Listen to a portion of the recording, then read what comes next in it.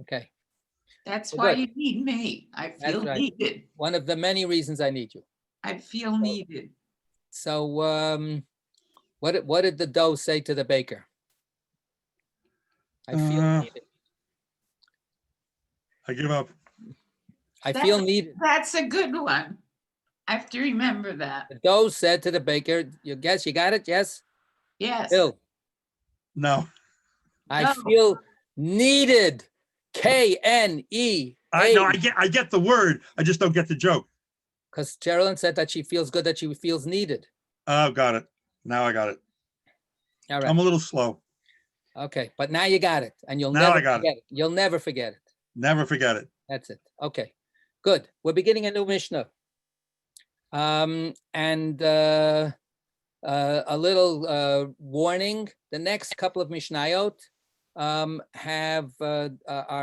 going to be on topic, since the Mishnayot that we have here are organized not by one coherent topic, but by the formula that's used to discuss the topics, right? The Ein Bain. There's no difference between X and Y except Z. So therefore, we're going to skip around to different topics. The next couple of Mishnayot are going to deal with topics that are going to be a little bit not part of our usual thinking. So they're going to need a little bit of a stretch for us to pay attention to them and to just get the information that we're going to need to understand what they're referring to. So, right, we're on the second Mishnah on page 8A1, correct? Right. Okay, so Ein Bein Nedarim Linedavot.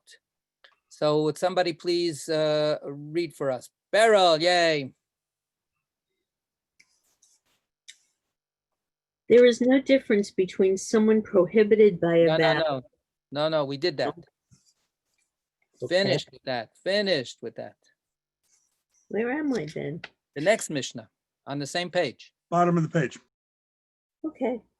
There is no difference between vow offerings and gift offerings, except that in the case of vow offerings, one is responsible for their security, whereas in the case of gift offerings, one is not responsible for their security. Okay, so in a certain sense, there's a little bit of a connection between the previous Mishnah and this Mishnah. The word neder, right? The word neder means a vow. So there are all kinds of ways that you can make vows, and you can make vows about all kinds of things. So the one we had before was when people were getting annoyed with each other, and they make a vow to preclude the other person from having anything to do with them. So we dealt with that last time, and what it meant in terms of some kind of theory of group connection and so on. But the word neder, a vow, is bigger than that. And in fact, in the Torah, there is discussion about vows very specifically with regard to making pledges to the temple. So here we have now a distinction between a neder and a nedava. And we'll have it in the notes, and we'll have it also in the ensuing Talmudic discussion. But now let's look at note number 9. As the Gemara below explains, the case of a vow offering refers to Neder, which is neder, vow offering, yeah. one who declares. It is incumbent, harei alai, it is incumbent. It is incumbent upon me to bring a sacrifice. He fulfills this vow by designating an animal as a sacrifice and offering it. The case of a gift offering, Nedava, nedava, refers. in Yiddish we say a nedava, right? A gift. Go ahead, refers To one who declares. Harei zu. This animal is a sacrifice, initially designating a particular animal as the sacrifice that he wishes to bring. Okay, so the simple distinction here is a distinction that actually became expansively applied as the tradition became more and more conceptualized It's a distinction that is called the difference between Cheftza and Gavra. Cheftza means object, Gavra means person. And the difference here between a neder and a nedava is when a person takes this pledge, when a person makes a vow, what are they referring to? Are they referring to themselves, to the person, their own person, or are they referring to an object? So if a person says, I hereby vow to bring an animal to the temple for a sacrifice, so that vow falls upon the person. Nothing yet has happened. He then has to fulfill that vow. So he then has to go out and find the right animal and designate that animal and bring it to the temple. But the second vow is to say, and we had this a little bit in the previous Mishnah, you have property. You have control over that property.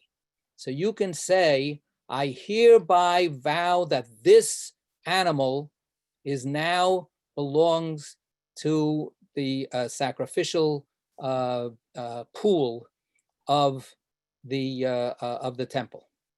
This animal is now holy to be a sacrifice. So those are the two ways, and then the vow applies to the object. You could do that for an animal. You could do that for a coin. You could say, for instance, I hereby vow to give $100 to the temple. That obligation falls on who? What? Gave it away. Who does where does that obligation fall? I hereby vow to give $100 to the temple. On the one who gives the vow. On the vower, right? On the person, on the gavra.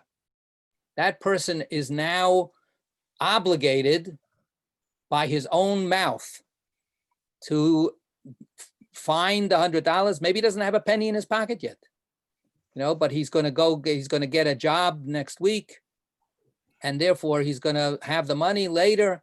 He has an obligation to discharge that vow and eventually give $100 to the temple. The other way is to say the guy has 100 single dollar bills in front of him, and he goes, I hereby vow that these $100 are the temple, go to the temple. Then he has endowed those $100 with temple propriety, right? This is now the cheftza, the object of the $100 bill, the $100 check, the 100 coins. Those things are now designated and exclusively transferred to the temple. Okay, so what's the difference, says the Mishnah? What's the difference if you say it one way so that it applies to your own person, or if you say it the other way where it applies to a particular identifiable object? So the answer is, let's read it one more time, Beryl, from the top. The Mishnah. There is no difference between vow offerings and gift offerings, except that in the case of vow offerings, one is responsible for their security, whereas in the case of gift offerings, one is not responsible for their security. Okay, so now again, let's look at the note that explains this. Note 10. The vower has a personal liability for the offering. Thus, if the animal that he designates as a sacrifice is lost or dies before he can bring it, he must designate and bring another animal in its stead. And now 11. In the case of a gift offering, the vower has no personal liability for the offering. Thus, if the animal that he set aside is lost or dies before he can bring it, he is not required to replace it with another. Okay, so I hope that this becomes clear now. When I make an obligation upon myself The obligation is discharged once the temple benefits from my vow. So if I say, I hereby vow to give $100 to the temple, until such time as the temple gets the $100 in its own account, I have not discharged my obligation. So therefore, let's say I send a check in the mail to the temple, and the mail gets lost, and it never arrives at the temple. So the temple knows that I made the pledge. The temple has a budget. It was counting on that $100 to be able to pay for its electricity bill. That's called bedek habayit, upkeep of the house. And they didn't get the check. So they call us up, they call me up, and they say, hey, where's the $100? And I say, I'm sorry, I mailed it. So the Mishnah says, as long as it hasn't gotten into the hands of the treasurer, the gizbar of the temple, if it hasn't become temple property, anywhere along the line, if it disappears, something happens, then it's on me. My responsibility still floats up there because I said I'm going to give it to the temple. And even though I tried, but if I didn't succeed, I have to keep on trying. So the obligation still exists.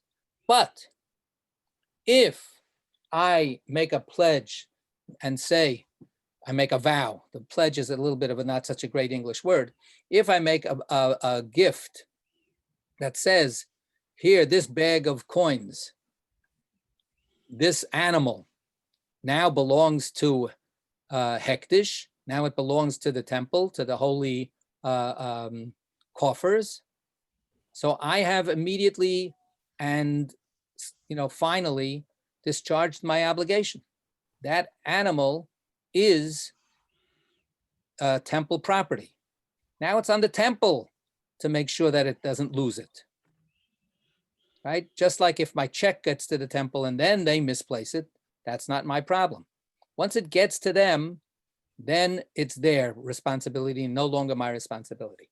So by word, by taking a vow, I can transfer ownership of the object from myself to the temple.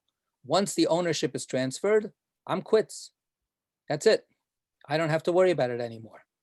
The other way is where I'm taking an obligation on myself to make sure that this happens. And that obligation needs to be successfully discharged. So that's the difference between the two, a neder and a nedava, whether it's the obligation that falls on me or whether it's the obligation that actually is endowing the object with a different identity. Okay, good. Any questions? Okay, so even just as the notes say, this is all actually going to be said again in the Gemara. But, since we really don't understand any of these words unless we say it out loud, this is what we have to say. Okay, we continue the Gemara. The Mishnah stated that the only difference between vow offerings and gift offerings is personal liability. This implies, but with regard to the prohibition of, do not delay the fulfillment of the vow, both this vow offerings and this gift offerings are identical, and their sacrifice may not be unduly delayed. The Gemara. Okay. So wait. So this is now a deduction that the Gemara makes. The Mishnah says there's only one difference. There's only one difference. So that means that other aspects of taking a vow are equally applicable, whether the vow is on the person or the vow is on the object. For instance, so the Gemara says, well, there's, for instance, the issue of bal ta'acher. Do not be late. Do not delay the fulfillment of the vow. Let's take the easy one, right? Where I say, I hereby vow to bring this animal to the temple as an offering. An animal. Let's keep it as a personal, right? I have a personal obligation to bring an animal to the temple as an offering. So I make this vow as one of my New Year's resolutions on Rosh Hashanah, right? Tishrei 1, I make this vow. When do I have to discharge it by? Do I have to discharge it within 30 days? Do I have to discharge it within a week? Do I have to discharge it that day? Is there a time limit? I'm promising to do something. When do I have to actually fulfill that promise? So the Torah says, do not delay, but it doesn't tell us what delay actually entails. So look at note 12. The Torah states, if you make a vow to Hashem, your God, do not delay in fulfilling it. A person who vows an offering must bring it within a certain time limit, otherwise he violates this prohibition. The exact time limit is the subject of a Tanaic dispute in Rosh Hashanah. Right. So, hold on a second. Yes, there. So there's an argument about how long is too long. The basic principle is that we give you a year. So you have a year to fulfill this vow. However, then the question becomes, how do I count the year? Do I count the year from whenever it is that I vowed it, made the vow? Or do I need to have 3 pilgrimage festivals happen in order for me to be considered delaying? In other words, 3 strikes and you're out, right? That's the theory. The theory is in a year, basically a year has 3 pilgrimage festivals, right? Pesach, Shavuot, and Sukkot. But depending on when exactly we're counting a year from, you could theoretically get a 12-month period where you don't have all 3 pilgrimage festivals, right? Let's say if you have a leap year. So is it a year in terms of months, or is it a year in terms of 3 chances to bring it and you neglected to bring your offering? So that's the difference of opinion. But anyway, the point is that we have decided without the explicit instruction of the Torah just says, don't be late.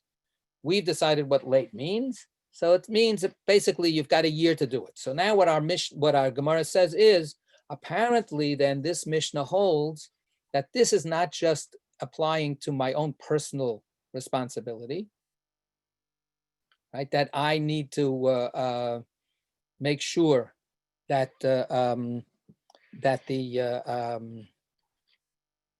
that my promise is fulfilled, but it also applies to a gift offering. So that means that there is still a little bit of an obligation that I have. If I live in the Galilee and I designate this animal to be a sacrifice for the temple, so that animal, should it disappear, I'm quits. I can't help it. I'm not responsible. I can't bring the animal. But if the animal doesn't disappear, then the Gemara is deducing here that I've got a year to get that animal over to the temple, right? Even though it belongs to the temple, but it's not in the hands of the temple, I've got a year to do that. Okay, so this is the deduction that the Gemara makes. There's no difference between one kind of vow and the other. Okay, next, the Gemara cites, back into the text. Go ahead. The Gemara cites a Mishnah that defines and distinguishes between a vow offering and a gift offering. We're now on 8a2. We learned there in a Mishnah. Right, in another tractate. What is a vow offering? One who says it is incumbent upon me to bring an olah offering. What is a gift offering? One who says this animal is hereby designated as an olah offering. Okay, so the olah offering is just used as an example, but it comes to the same thing that we already explained before. In the first case, the neder is, I take upon myself a personal responsibility to bring this animal for a sacrifice. Could be an olah, it could be a shlamim, it could be a mincha, it could be anything. They're using the olah offering simply as an example. An olah is a type of sacrifice where the whole animal is consumed on the altar, right? Other sacrifices are not that way. And the other obligation is, no, this animal is now temple property for the sake of being an olah. By the way, when you do that, does the temple have a right to use that animal for any other purpose now that it belongs to the temple? No, that's part of the force of your vow. The force of your vow is not simply that you're monetarily transferring ownership from you to the temple. You have the power to designate what that object will be used for, what it is holy for. And then the temple is constrained by your vow to make sure that the object is used properly, right? So that's part of that vow that starts with you. Okay, go ahead. And what is the difference between vow offering and gift offerings? In the case of vow offerings, if they die or are stolen or lost, the vower is responsible for their security and must replace them. In the case of gift offerings, if they die or are stolen or lost, the vower is not responsible for their security and does not have to replace them. Okay, so this is just a longer statement of the same propositions that we had in our Mishnah. Okay, what we have here is an explicit discussion in another tractate. And here we have a very short, easy to memorize kind of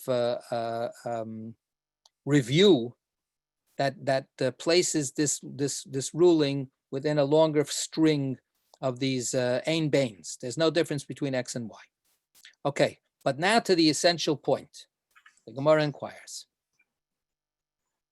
The Gemara inquires, from where are these things known?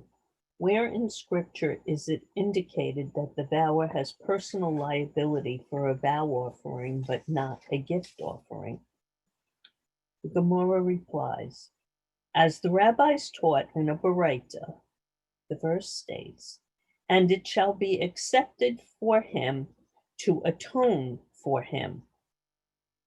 Shimon says, Rabbi Shimon. Rabbi Shimon says, in exposition of this verse, that which is upon him, he is responsible for its security, but that which is not upon him, he is not responsible for its security.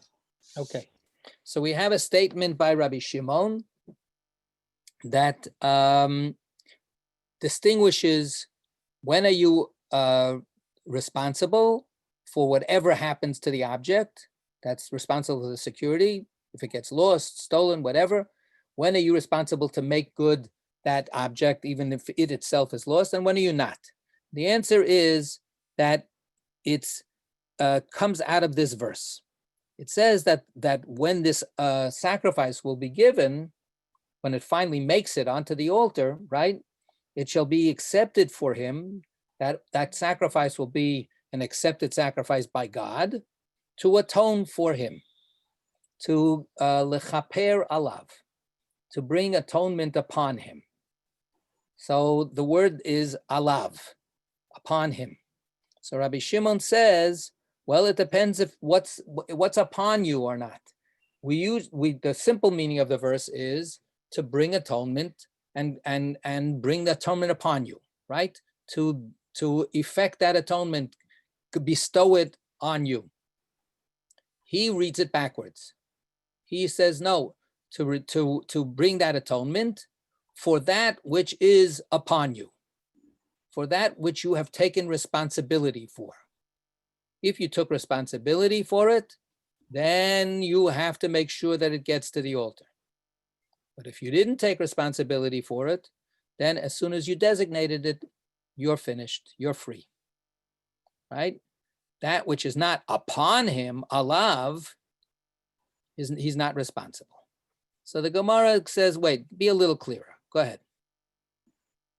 The Gemara inquires, how is it implied that the words upon him denote the acceptance of personal liability? Rabbi Yitzchak bar Avdimi said, since he said upon me, it is as if he said that the burden of responsibility rests upon his shoulders. That is, he accepts personal liability for the offering. Okay, so what's going on here? What's the difference between Rabbi Shimon and then what Rav Yitzchak bar Avdimi says? So let's look at 17 and 18, two long notes, because this is actually a little awkward. Go ahead. Rav Shimon's exposition takes the word Alav, upon him, literally literally. Go ahead. upon him as defining the nature of the offering, and he interprets this verse as follows. And his vow will be accepted, that is, considered fulfilled, when he gains atonement, that is, when it is actually offered. This is so when it is known upon him. When it is upon him. When it is upon him, that is, the vow to bring the sacrifice is fulfilled only when the sacrifice is actually offered. In a case where the vow is upon him, that is, accepted through the formula, it is incumbent upon me. The implication then is that when the vow has been accepted through a different formula, namely, this animal is designated as, the vow is fulfilled even if the sacrifice is not actually offered. Okay, so that's Rabbi Shimon's creative, misreading, so to speak, of the verse. The simple meaning of the verse is, as I said, the atonement is placed upon him. He's succeeded in gaining atonement. But the way he reads it, no, the atonement happens in that case when it's upon him by being brought to the altar. But the Gemara basically is asking, are you serious? Is this really the kind of reading that we want to have of this verse? So now 18. It is generally understood that the distinction between the vower's obligation regarding a vow offering and regarding a gift offering is as follows.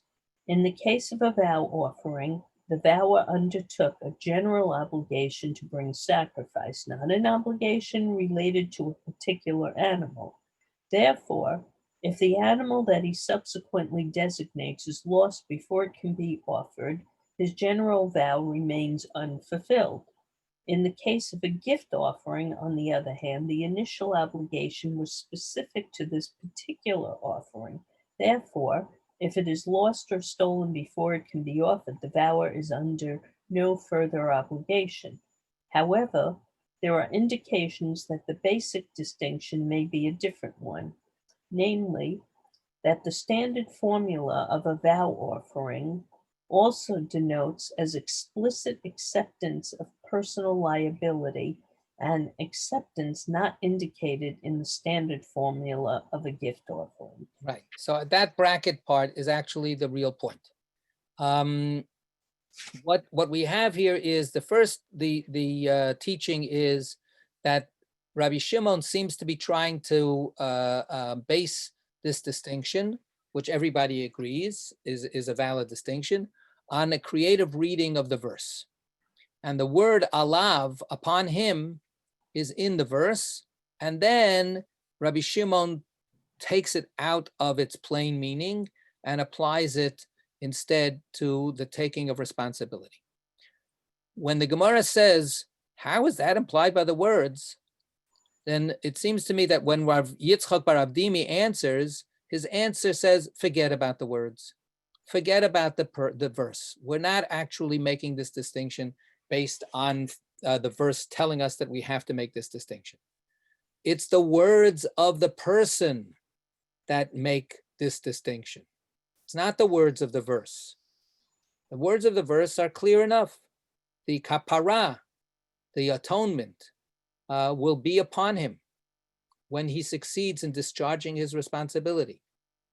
But how do we define his responsibility? That is up to him. That's up to what words he uses. When he says, Hare alai, when he is the one who says, it's upon me, not when the Torah says it's upon him, when he says it's upon me, then he must be taken seriously, and he must take his own word seriously. And that means it's on you. And that's all there is to it. So that's the distinction between the two teachings. One is an attempt to make this into a midrash. And here we have the Gemara pushing back.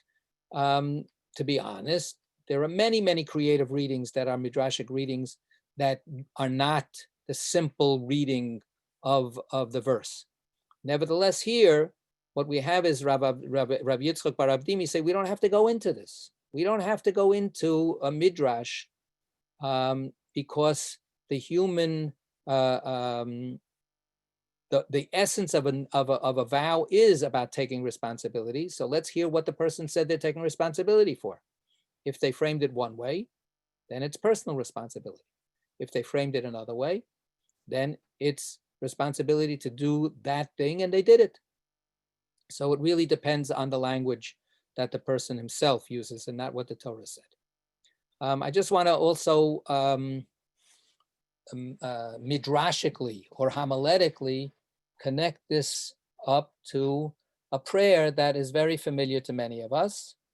And that's the prayer, Aleinu l'shabeach la'adon hakol la'ateit gidula li'otzeh Breshit, which we recite at the end traditionally of every prayer service, so to speak, that we engage in, morning, noon, and night.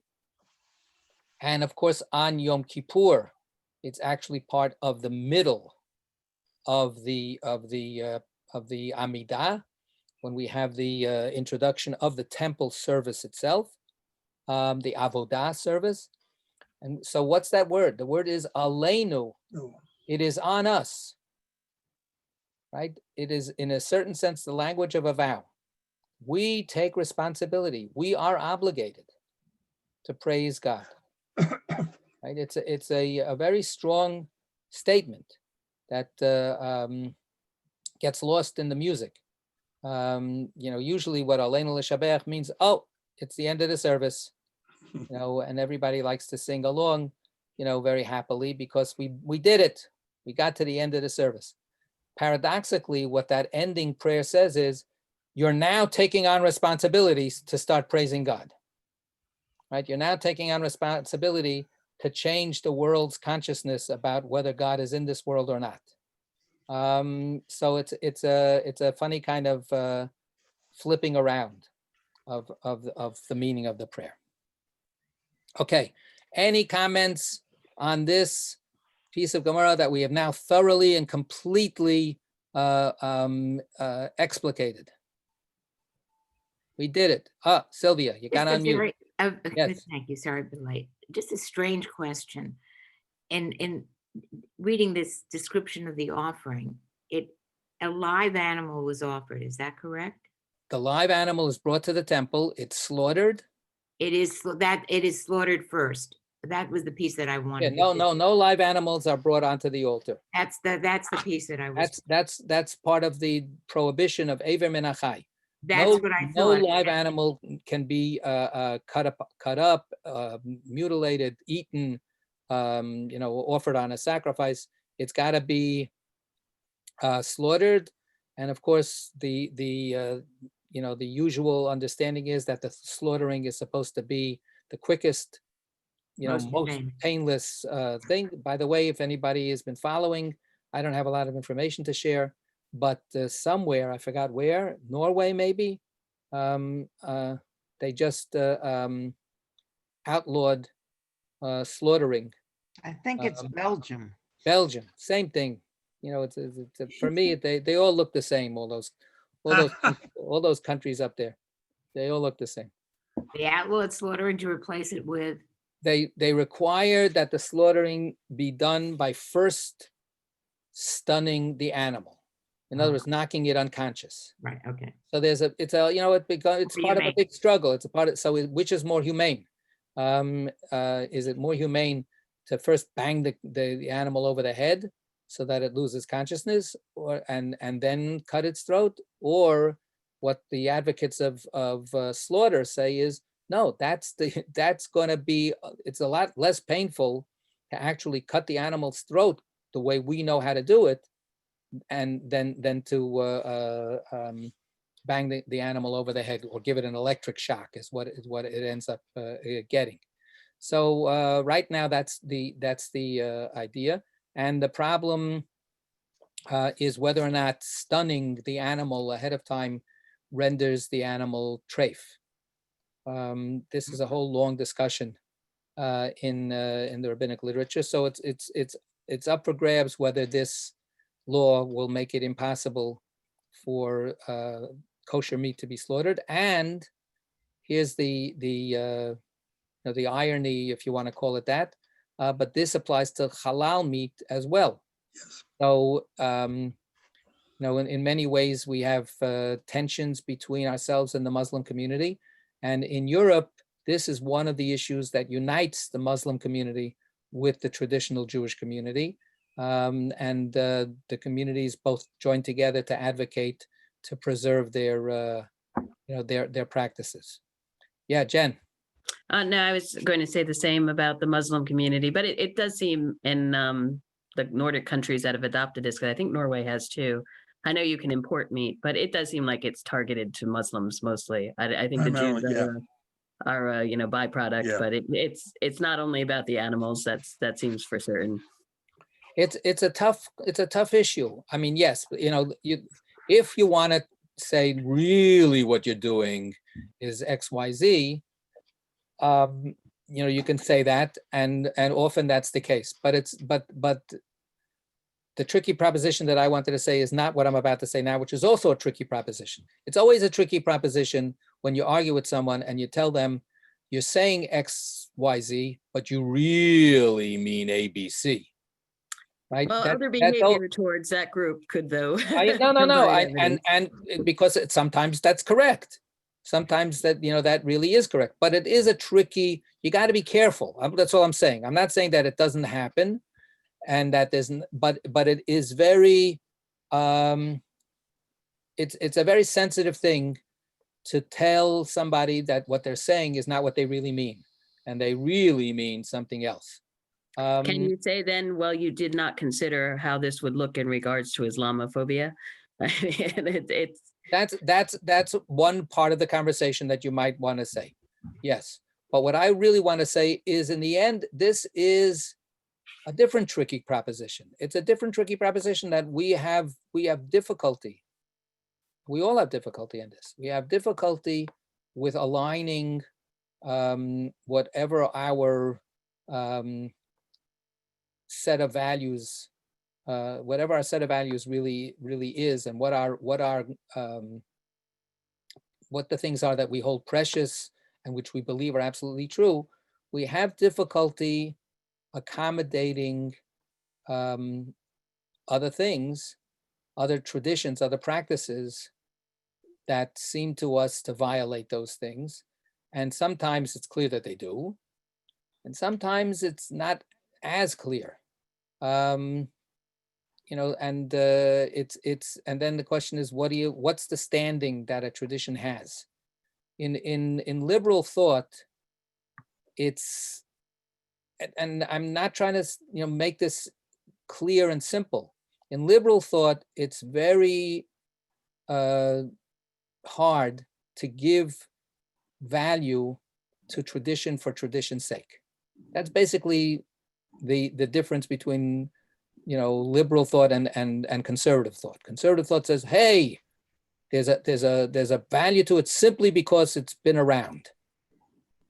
Which then the liberal answer, yes, so slavery has been around for thousands of years, therefore slavery is a valuable institution because it's a tradition. So that's one way where you go, hey, you're wrong. But on the other hand, what do we do with our history and our traditions? And when do we say, you know what, this tradition has been around for a long time. It's been created by human beings that are not primitive, sub-intellectual to us or something like that. What kind of standing do we give it? And it's so hard. It's so hard. I'm not saying I have the answer, and I'm not saying that there's a clear way to make the lines. Female genital mutilation is, to me, an abomination. Male circumcision is not. Somebody else is going to go, that's simply because you've been, accustomed to your tradition. But if you look at it just from the outside, what are you doing cutting your baby like that? So it's very hard, very, very hard to make distinctions that can still, say, well, up to a certain point, I'm ready to respect a tradition if it's not too bad, or something like that. It's hard. It's hard. In the case of this of the slaughtering, I'm very, very much not persuaded that the stunning is so much more humane. The whole system actually sucks, because we're talking about what's humane is like what to say, it's in animal. It's, you're not treating the animal nice. Well, animal that you're killing, forget about the vegetarian argument. If you decide that that's you're going to kill an animal, you're going to eat it. You kill it the best way that you can. It's not clear to me that stunning is better than traditional slaughter. What is clear to me is that industrialized slaughtering, which just has this chain. What do you call it? What do you call like with the cars? Assembly line. Assembly line, right? When you have this assembly line thing and there's no actual stopping, the pressure is unbelievable. It's like Charlie Chaplin in modern times.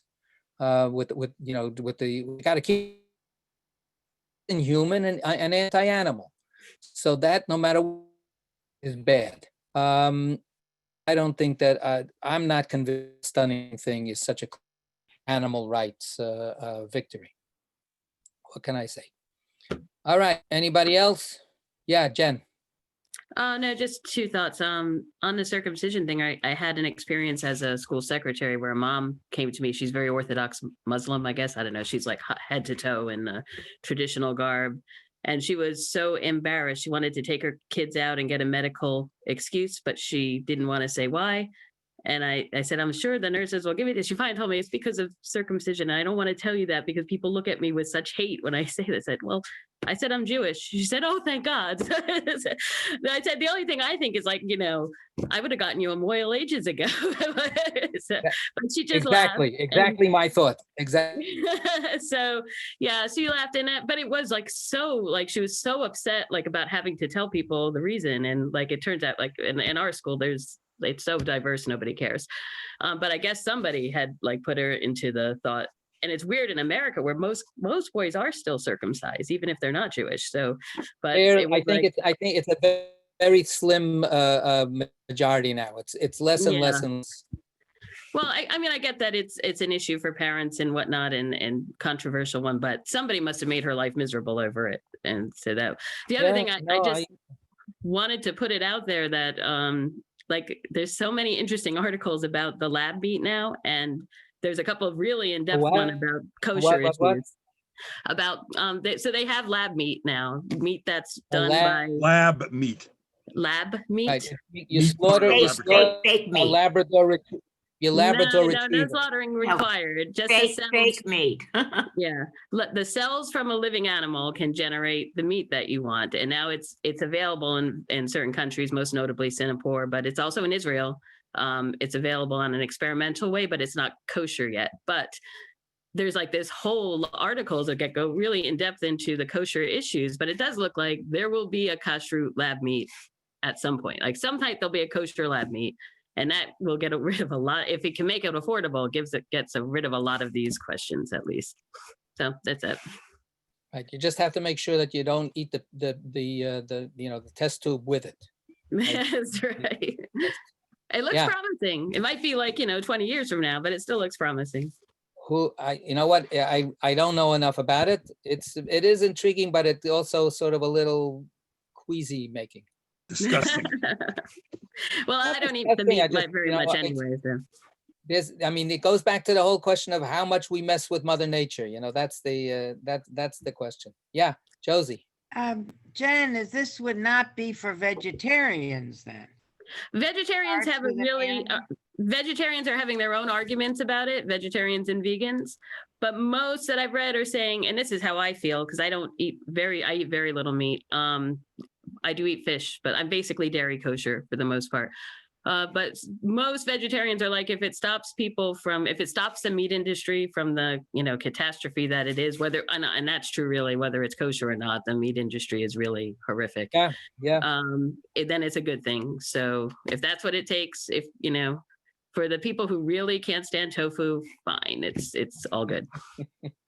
Well, no one picked it up, but there's a kosher shrimp. The reason we don't see it is no company is making it. No company wants to make it. They don't think that No, they'll get no a one market? picked it up to manufacture it. It's in Well, Israel. to start something, it's very involved. You need certain machinery, you need the people Right. that know how to do it. It's a big investment and no company made the investment. I've had it in Israel. You had it in Israel? It It looks was- like but- a shrimp. It doesn't taste like a shrimp. I feel like Israel is one of the places on the forefront of the lab meat and stuff like this. Like Well, Yeah, super Israel motivated. has an incentive to try to solve the meat problem because their Yeah. meat is mostly imported. So they don't have pasture land that can go on for an ever and ever and ever and just grow animals like crazy. So so they have an incentive for that. But all right, we'll see how it plays out. Good. So now we are ready to go to the next Mishnah. All right, Beryl, you ready? There is no difference between a Zav who experiences 2 emissions and one who experiences 3 emissions, except for the requirement to bring an offering. Okay. So clear as a bell, right? Everybody got that? Okay. So now we're getting into territory that is a little bit esoteric, and for most of us, it's not something that people study or talk about much. And this is the idea of a zav. A zav means somebody who has a flow. The word zav means flows. And the person has a flow from their genital organ. It's pretty much gonorrhea. So what the Torah says is that if a person has, besides their seminal flow, if a person ejaculates, man or woman, no, not true. This is a male thing. Emission from the reproductive organ renders a person temporarily impure, right? So for the woman, the famous thing is menstruation, right? Menstruation is a periodic, bleeding that has to do with the shedding of the lining inside, where the baby would otherwise be implanted. So that Torah says, you wait for the bleeding to stop. You become ritually pure by going to the mikveh, and then you start all over again. With a man, it's not a periodic thing. If anytime you ejaculate, that makes you ritually impure for that day. You go to the mikveh that night, and then you're ritually pure for going forward. However, there is a big difference in the severity of the impurity. regular seminal emission is a very, very, very inconsequential impurity. It doesn't make other things impure and so on and so forth. There is a kind of a double standard here. And in the end, that whole sense of ritual impurity was forgotten about, except for very, very, very, very, very, very punctilious, pious Jews, men, who would go to the mikveh whenever needed, or even every day. But then there's the more unusual emission, and that's this gonorrheal emission. Gonorrheal emission renders the man seriously impure, and the person is not only impure but makes other things impure, and it's considered a very, very strict kind of impurity. So what constitutes a zav? You see the emission, and then you have to see the emission again. So the emission has to happen, stop, and then you have to see it a second time. That's what makes it chronic, and that's what makes it then the conveyor of impurity. So now the Mishnah says, what if you see it 2 times, or what if you see it 3 times? Is there a difference? And the answer is, if you see it 2 times, then you are a zav. That's your title. You're designated a person who has this flow. You are flower. You're flowing. And you are ritually impure, and you render other objects ritually impure in various ways. But if you see a 3rd emission, then not only are you ritually impure, and how do you get ritually pure? The emissions stop, and then we'll see you have to count 7 days, just like with a menstruant, and then of cleanliness, and then you're pure. But if you have a 3rd incidence of emission, then you have to bring a sacrifice before you become pure. So this is what the Mishnah says. Okay, got it? Now we'll see it as explained just again, because this is so foreign to us. Number 19. A zav is a male who experiences a gonorrheal emission similar but not identical to seminal emission. Okay, After one such emission, the zav assumes tumah to the same degree as one who has a normal seminal emission. That is, he becomes a tumeh of the 1st degree. Tameh means that someone ritually impure, who can transmit tumah to food and drink, but not to other people or utensils. If a zav experiences a 2nd emission on the same or following day, he becomes tameh, ritually impure, to the extent that he is a primary source of tumah, transmitting tumah even to people or utensils that he touches. Moreover, he transmits tumah to the cushions, etc., that he lies or sits on, even if he is not in direct contact with them. Thus, if he sits on a pile of cushions or mats, even the one at the bottom of the pile becomes tameh. A zav of 2 emissions does not become tahar until he ritually clean, ritually pure, yeah. Until he counts clean days, that is 7 clean days. 7 clean days, that is free of emission, and then immerses himself in spring water.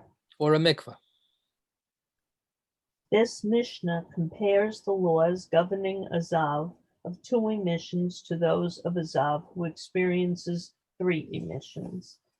Okay, so now we go, any questions, any comments? Straight to the Gemara.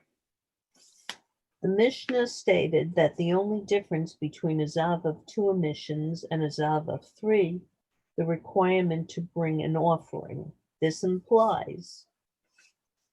But with regard to the tumah of his couch and seat, and counting 7 clean days, both this, a Zav who experiences only 2 emissions, and this, a Zav who experiences 3 emissions, are identical. Okay, so in all particulars with regard to how serious the tumah is, the ritual impurity is, and what it conveys ritual impurity to, the cooties go to other things as well. They go to the mattress, the cushion, the couch, the whole thing, anything you sit on. That is equal to both a person who has 2 of these emissions or a person who has a 3rd emission in addition. The only difference then is the sacrifice itself, but the severity of the ritual impurity, the nature of the ritual impurity is exactly the same. The Gemara inquires. Am I? Last couple of lines on 8A2, right-hand side. Right, inside. But with regard to the tumah, I read this, didn't I? Yeah. The Gemara inquires, from where are these things known? Where are these laws indicated in scripture? The Gemara replies, for the rabbis taught in a Baraita, Rav Simai says, Rav Simai says, the verse has enumerated 2 emissions and called him Tameh, and has enumerated 3 emissions and called him Tameh. How is this to be explained? If a Zav is Tameh after 2 emissions, why must scripture also state that he is Tameh after 3 emissions? This teaches that 2 emissions bring him to the stringent tumah of a Zav, and 3 emissions bring him to the obligation of an offering upon his purification. Okay, if we look at the verse is cited in note 25. The verse, any man who will have an emission from his flesh, because of his emission, he is tameh. The verse mentions emission twice and then states that the Zav is tameh. Right, so the verse is a little bit long-winded. It could have been more simply stated that anybody that has an emission from his flesh is tameh, period. So why does it say anyone who has an emission from his flesh, his emission is tameh? We got it. You mentioned the emission already. Why do you have to mention it twice? So from this we deduce, no, you have to have 2 emissions. Once it's the 2nd emission, then he becomes tameh as a Zav. Then he has that separate, more stringent category. Okay, and then number 26. The next verse states, this shall be his tumah when he has emission, whether his flesh runs with his emission or if it becomes stopped up because of his emission, that is his tumah. 3 emissions are mentioned and he is called tameh. And then the next verse says, therefore let him bring a sacrifice. Okay, so the deduction that we make from these verses is tum'ah, the status of tum'ah, of ritual impurity, doesn't fall on the person just from 1 emission, but the serious tum'ah requires that it has to be repeated, has to have 2 emissions. But the requirement that you come to the temple and bring a sacrifice, no, that requirement doesn't kick in until you have a 3rd emission as well, as by counting the words that the emission that keep on getting referred to. So now what the Gemara is going to say is, it sounds a little arbitrary. Let's see if this really is necessary. Okay, go ahead. The Gemara questions. The Gemara questions this resolution of the verses by considering an alternative and say, rather, that 2 emissions bring him to the stringent tumah of a Zav, and do not bring him to the obligation of an offering upon his purification, whereas 3 emissions bring him to the obligation of an offering, but not to the stringent tumah of azav. How do we know that azav of 3 emissions is subject to both stringencies? So in other words, if we just simply read the verses in a kind of a smooth reading, we get an idea like this. A person who has this kind of emission, which is not a seminal emission, somehow or other this emission makes him ritually impure, and you have to bring a sacrifice to become pure. But no, we're insisting that there's actually a split. There's the ritual impurity part, and there's a sacrifice part, and they're not inextricably tied together. So the Gemara says, okay, so let's do it a different way. Maybe you can become ritually impure is one way of looking at it, or the other way of looking at it is you bring a sacrifice, and that's all, without the ritual impurity. So the Gemara rejects this alternative. Say, in rejection of the alternative, before he experienced 3 emissions, he experienced 2 emissions. He already assumed the stringent tumah with the second emission, and there is no reason that tumah should be suspended when he experiences the 3rd. Okay, right? So they say, come on, 3 includes 2. So once you've got the two emissions, then you've stepped into the territory of ritual impurity. So the only thing is, what does the 3rd emission change? Does it make it worse? It can't get any worse. So the only thing that it changes is that there's an obligation to bring a sacrifice. Okay, the Gemara persists. Still the Gemara asks,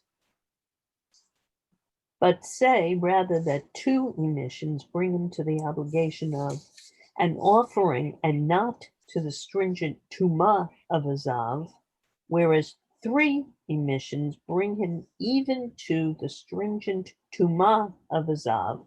Perhaps the feature shed by azav of 2 emissions and azav of 3 is the requirement of an offering, and the additional feature of azav of 3 emissions is in the degree of his tumah.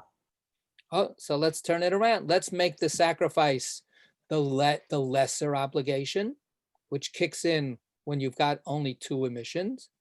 And then let's make the tum'ah a serious status when you only have 3 emissions.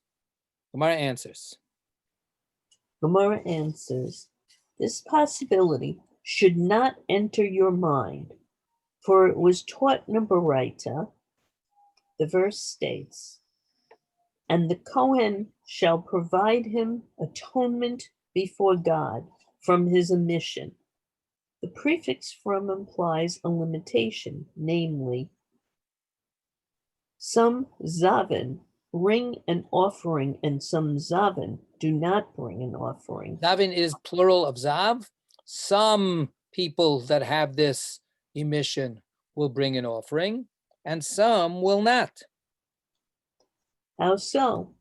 If he experienced 3 emissions, he brings an offering. If only 2 emissions, he does not bring an offering. Or perhaps not so. Rather, if he experiences 2 emissions, he brings an offering. If he experiences 3 emissions, he does not bring an offering. Say, in rejection of this alternative, before he experienced 3 emissions, he experienced 2 emissions. He already assumed the obligation to bring an offering with the second emission, and there is no reason for the obligation to fall away when he experiences the 3rd. Okay, so the Gemara uses the same kind of logic. 3 includes 2. Once you set up a status at 2 emissions, there's no sense of saying that it falls away when you get a 3rd emission. The 3rd emission may be adding stuff, but it's not going to subtract stuff. So therefore, if you say that the sacrifice would happen at the 2nd emission, it would definitely happen at the 3rd emission. The problem is that we're reading the verse to say that there's something that the third emission puts into place that doesn't apply to everybody else that only had 2 emissions. Well, but the sacrifice is what's being discussed for the third emission.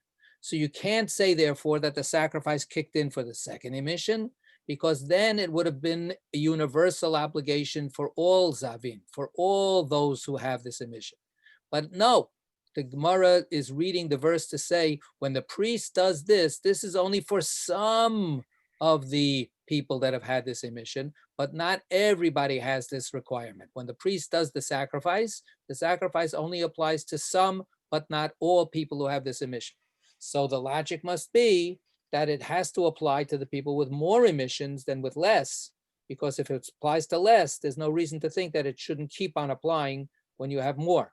But since the Torah tells us that it's not universal, where are we going to make the distinction? The answer is we'll make the sacrifice an additional obligation at 3 and no obligation at 2. Okay? So Yes, Sylvia. is that recognizing issues of health? Not really. That's what No. I'm thinking. No, I mean, there's a whole long string of thought that says all of this is just the way primitive people try to deal with sickness. I don't buy it. And I think that the text is very clear. The text talks about sickness. If you're sick, the Torah says, "V'rapo yirapeh," go get cured. Go, whatever primitive or maybe even more profound folk remedies that they had that we don't know about anymore. But whatever it is, they understood that there was such a thing as getting medical treatment for sickness. This is not about doctors. This is about priests. This is about a system of ritual purity and impurity that has nothing to do with whether you're feeling good or not. No, I was wondering if the offering was, intended as a prayer offering in times of illness. So you can bring prayer offerings anytime you want, but those are up to you. This is a mandated offering. This is a requirement, whether you like it or not. People brought offerings for exactly those kinds of things. They were in trouble. They were sick.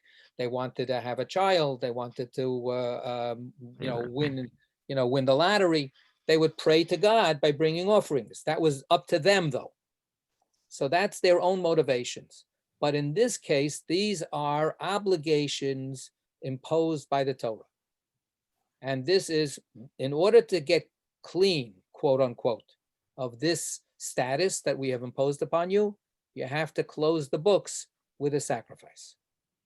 So we're going to have to try to think a little bit about what the sacrifice does at the end. But first, we're going to finish up the rest of this discussion, which will go on for another column or so, and then we will have maybe a little bit more of a discussion about the sacrifice.